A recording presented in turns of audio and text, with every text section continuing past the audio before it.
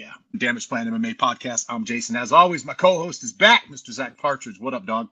What up?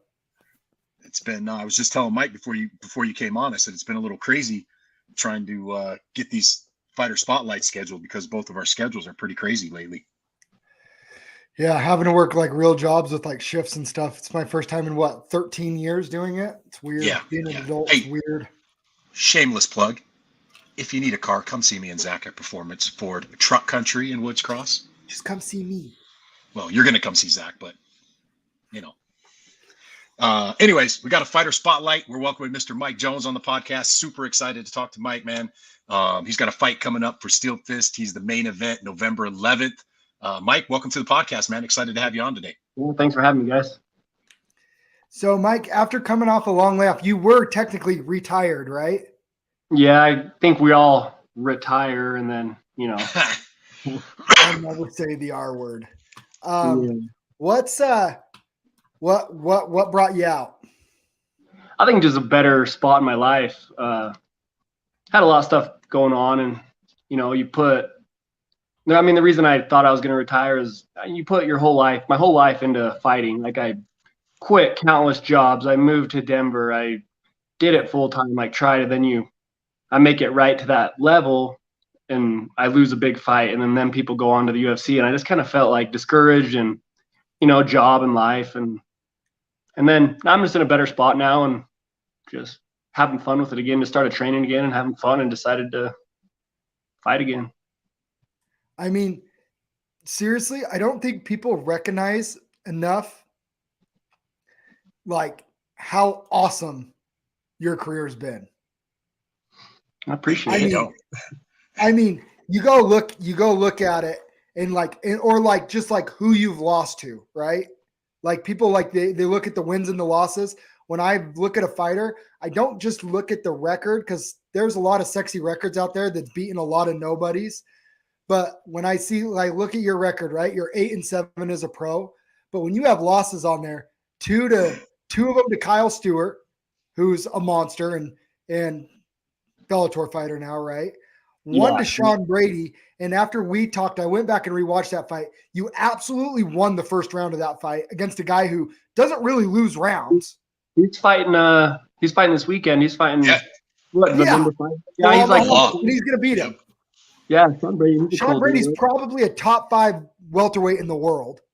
Yeah, he was a tough opponent. I mean, that was my career, man. I took short notice fights. Like I took that Sean Brady fight on 6 days notice, and I cut 28 pounds. Yeah, just to make it, you know, and go out there and I thought I won the first round. It was close or whatever, but I was gassed, tired, and he choked me out. I went back and watched the fight. You won.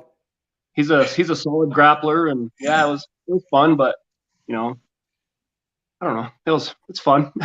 Like, you know, and then, you know, like Ty Guerter, who's obviously another monster, like, right?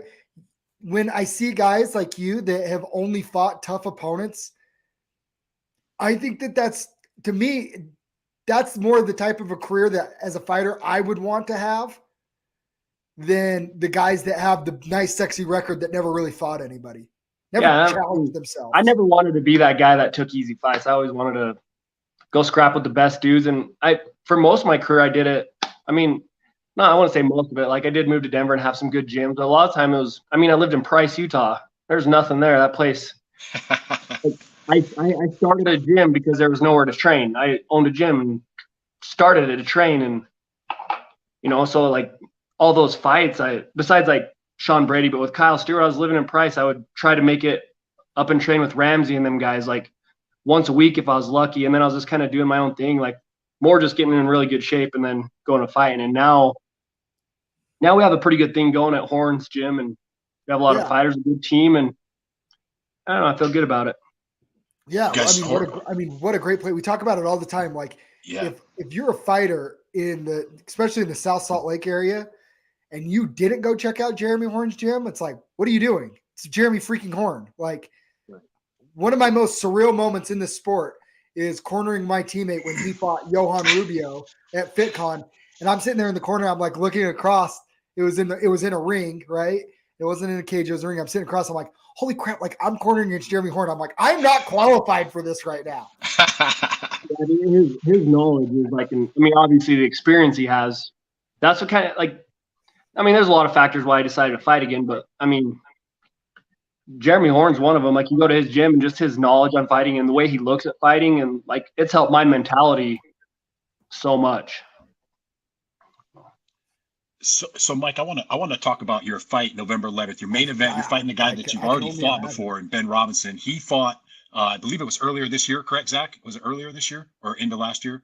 Ben did. Yeah. Running it back with Ben after already, 1st of April. Now that you're running it back with him, you got the win against him. Did you see any improvements in his last fight that you may be able to? Are you expecting a tougher fight? What are you expecting coming into this main event with Ben? It's hard to tell. Ben's a cool dude. I don't know. We fought at 170, so we're gonna go up a weight class. We're both too big to be cutting down to 170 anyways. You guys are both ginormous 185ers. Holy crap! I've stood next to both you guys. You guys are not small human beings.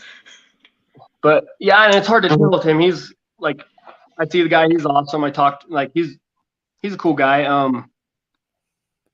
But it's hard to tell. He fought me in 2017, I think it was, and then I think later that year he fought Jerome Hatch, and then he didn't fight again until this year. And I mean, it was like a 20-30 second fight. Yeah, it was pretty quick. Yeah. So and it really can't tell. I mean, he's jacked. Like, he definitely put on some muscle, dude. Yeah, he definitely put on some size. But other than that, I don't know. Not a small guy either, though, Mike. No, you're not a small guy either, Mike. Yeah. You don't look like you did when you were fighting Carson Hardman at 170.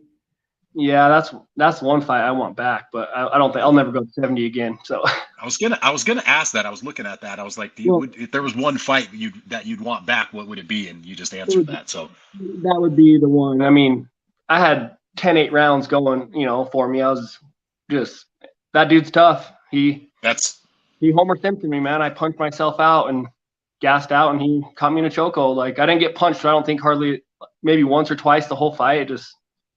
Dude's tough, yeah. But once that weight cut kills me, I was in the best shape of my life, and then one round I can't hold my arms up after cutting all that weight. Yeah, I mean, I don't know about talking to that. I think like there's so many fighters that cut too hard, too often, too. It's diminishing. But I mean, we've seen it, and the one I point to all the time is Robert Whitaker. Like, he killed himself to make 170 all the time, and he was okay. But all of a sudden, he goes up to 185, and then he literally becomes one of the top 2 185ers on the planet. Yeah, so I mean, what would his career been like if he would have just stayed at 185 the whole time? Yeah, I don't know. I wish I would have had, I don't know, just been smarter about it. I mean, wrestled my whole life, so weight cutting was normal. And I mean, my last fight was at 205, and I didn't cut 1 pound. Like, I ate lunch, drank a gallon of water, and went to weigh-ins, and was on weight, and it was the best I've ever felt. Like, I wasn't trying to rehydrate, trying to kill myself to go fight. I felt really good. Right.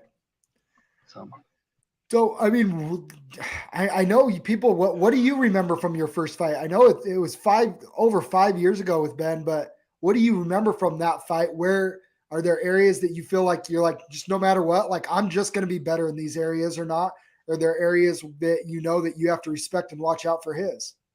I don't know. From the first fight, I went back and watched it because I don't remember too much of it, but I just kind of picked him apart and outstruck him and kept my distance. I know supposedly he's like good jiu-jitsu, good ground game and stuff, but I didn't get experience. He tried to take me down once and I stuffed it, but I don't know.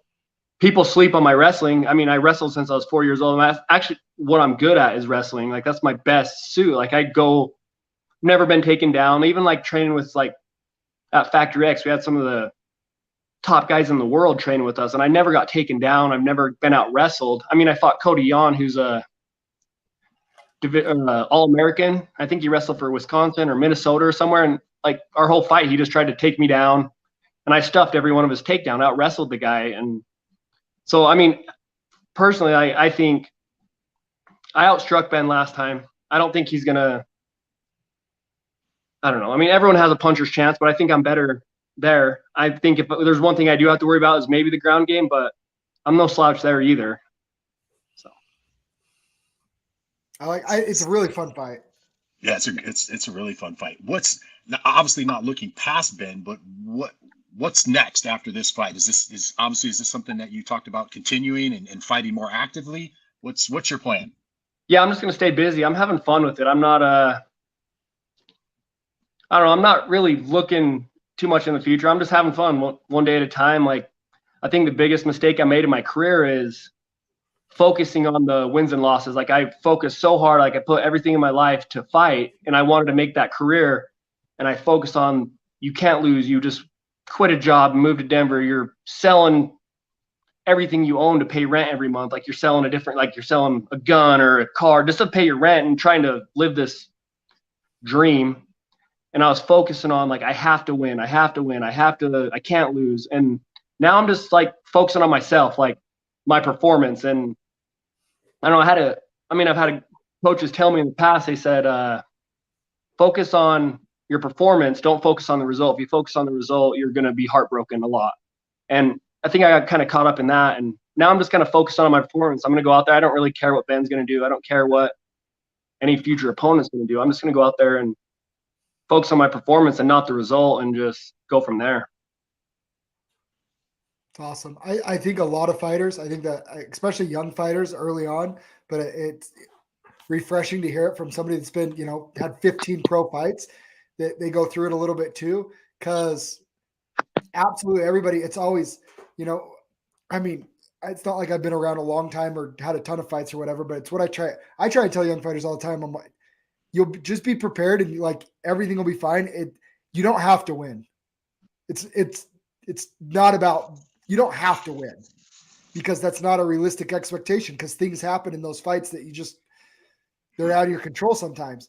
But what you have to do is just go in there and be prepared and give it 100. And I think as a fan of yours and somebody that I've watched fight multiple times, that win or lose, and I've seen both, you've always come in there prepared and gave it 100. And I think that's all you can ask for a fighter.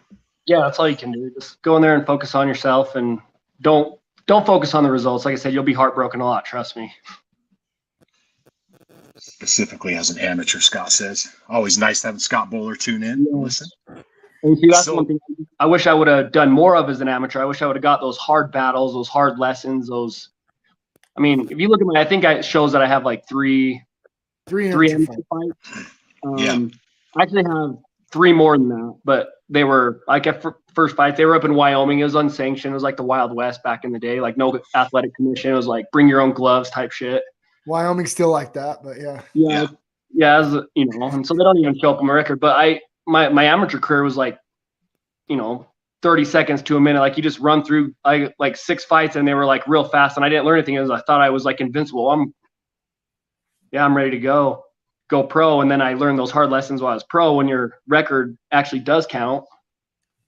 And so if you're an amateur fighter, like, focus on yourself. Don't focus on the results. Get those tests in there and have fun. That's like the main thing. Have fun. Yeah, there's people that just, you can tell in the back, and being in the back is a unique experience as a coach, as a corner, and as a fighter. But the last couple times I was in the back with fighters, I just sat back and you could look across the room, and you could just tell who was enjoying the process, and then the ones obviously that were not, right? Like, and you can feel the vibe back there, right as they're about to walk out or whatever. That's what that's why I tell everybody, it's like, just, you said, have fun with it. Like, it's still a sport. Like, the consequence isn't, missing a shot. It's getting punched in the face or getting knocked out, which is a little unique, but that's not that bad either. Like, I try to explain that to people. I'm like, I've been knocked out in the gym a handful of times. Like, it's not that bad. Yeah, I've been knocked out a couple times, and it's not that bad. I mean, out of all my fights, I've had, I think, 21 fights total if you count my amateur record. I've had 1 serious injury, and that was with Kyle Stewart, and I broke my leg. But other than that, some bumps and bruises, and being knocked out sucks. But But Yeah, no. I'll leave the fighting to you guys. No. Well, I'm going to knock you out at least once, Jason. I don't want to get knocked out. Just a little bink. I think Jason should have to spar Mike Jones. That should be one of the that should be one of the bets. Why would you want to do that? The next time you lose a bet, you're gonna have to go over to Horns and spar MMA rounds with Mike Jones. You see all that gray? I'm old. You're fine. Yeah, come on in anytime. Hey, Mike, I want to pivot away from your fight for a minute. I want to talk about the UFC 280 this weekend and kind of get your thoughts on the co-main and the main event. Aljamain Sterling and TJ Dillashaw, and then obviously Do Bronx and Makhachev. Do you have picks? Yeah, I mean, it's hard to root against those Dagestani guys, but I'm rooting for Oliveira. I want him to win that fight, dude. And I think he has all the tools to do it. And then for Aljamain, and I don't know, I'm kind of rooting for Aljamain. I think he can get it done. I don't know. Okay. All right. So we'll see. And then I think Peter Yan's might put on a clinic with O'Malley. That's what I'm thinking. That's what I think. Everybody's trying to say O'Malley's going to do all this. I'm like, it's a big jump up, dog. And if he does, he's going to prove us all wrong. So prove me wrong. Go for it. Yeah, good luck. Jan's a monster. Yeah, I don't know. We'll see. Yeah, you got Sean Brady against Bilal Muhammad. Yeah, I always, since fighting Sean, he was a good dude, and so I always root for him. Yeah. I mean, those Philly, you can't go wrong with those Philly dudes. Their fans suck, but but he was a cool dude. That was like one of the wildest fights of my career. Like, it was out in Atlantic City, and he's from Philly, so the place was packed with all his fans. I had my coaches, and that was it. And even after a fight, us fighters, we never have beef. It's like, let's shake hands, go grab a beer. Yeah. Be friends. Man, that was like a learning experience with them people, man. They, even after you lost, they're screaming, throwing stuff at us. We had to get escorted into the back. Like, they're wild. And that card was stacked. Yeah. I didn't even see it. That card was stacked. Tony Gravely was on that card. Maki Patola, UFC vet, was on that card. Jeremiah Wells was on that card. Sean Brady. You filled in for Dwight Grant, who's now in the UFC. Yeah, we headlined that one. It was like 6 days notice. They called me and was like, hey, you want to come to Atlantic City? Sure, let's go. Wow. I didn't know if I could make the weight, but I gave it an effort. I made it. It was fun. Dude. Championship weight, too. Yeah, I made it. It was rough. I thought I was gonna die, but we got it.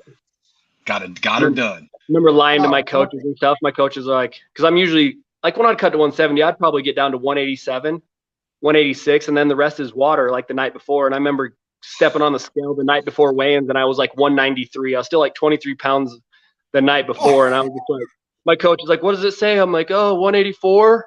Just like lying to him and just dying in an Epsom salt bath and in a sauna. It was rough. Lucas Montoya taught me all fighters lie about their weight. If you're like 4 to 6 weeks out, they all lie by about at least 5 to 8 pounds. And if they're like 1 to 2 weeks out, they're all lying by at least 2 to 4 pounds. Oh yeah, for sure. Yep. So that's crazy, man. Mike, do you have any predictions for your fight? No, I don't know what to expect from Ben. I don't know. I don't want to. Definitely not going to talk crap about the dude. He's a good dude. He's a good family man. I like it. Like, every time we see him, I talk to him, and you don't have to talk crap. You could say, "Yeah, I'm going to knock him out in the first." That's what I go for every fight. So like, I'm going to try to knock him out. Like, that's like my biggest pet peeve with people when they're like, especially you got guys you work with, and they don't know anything about fighting. You get like all coming to watch you fight, and they all tell you, "Yeah, hey, you better not lose. You better win. You better not lose." That's my biggest pet peeve. I'm like, you think I'm going in there to get knocked out? You think I'm trying to lose? Like, so my parents were out of the country for my first two amateur fights. They do not like that I fight at all. And then the day before my third fight, we were at March Madness at Vivint, and my dad said, "Hey, by the way, your uncle bought me a ticket, so I'm coming to your fight." My uncle drives up from Vegas to watch my fights, but his brother, my dad, when it, he said, so I guess I'm coming. So he goes, so you better not lose. I'm like, oh, I'm going to try extra hard now, like, yeah. Yeah, I like just going in there not trying to knock. But as far as the prediction, I don't see it going different than the first fight. I don't know. Prove me wrong. I don't know. We'll see. We're gonna go out there and we're gonna fight. And I'm gonna try to knock him out. He's probably gonna try to knock me out, and somebody's probably gonna get knocked out. Somebody's gonna get knocked out. Somebody's getting knocked out. I don't see it going to a decision. I don't know. I think I have one decision out of all my fights. I don't know. I don't like. And it is 3 rounds, right? It's a main event. Yeah, 3 rounds. 3 rounds. 3 rounds. Yeah. So. Are there anybody you want to give a shout out to? Any sponsors, family? Yeah, just everyone that supports me, the gym, Horns, the guys from 4-7. I still train with them every now and then. They were my team for a really long time. I think Jason Merlick's like one of the best coaches in the state. So I've been hitting up with them guys, but mostly like the guys over at Horns. We have a pretty good thing going. My wife, dude, she keeps me like my meal prep, and she takes care of me during these fight camps. So that, and then Modern Edge cabinets there. I don't know. I used to try to hustle and get a bunch of sponsors, and now I'm just fighting, man. I don't really care anymore. I'm just having fun. So I love it, man. Dude, I love it. Hit up your soon to be new insurance agent. Maybe I'll hook you up with some shorts or something. Yes, sir. Yeah. We'll get it going. Hell yeah. Well, Mike, we'll let you get out of here, man. Thanks for joining us. November 11th, Steel Fist Fight Night. Go see Mike Jones fight. Support local MMA. Reach out. Hit him up for tickets. It's going to be a great fight, man. I can't wait to watch it. And thank you again for joining us today. Awesome, man. Thank you, guys. I appreciate you guys. Thanks, Mike. We out.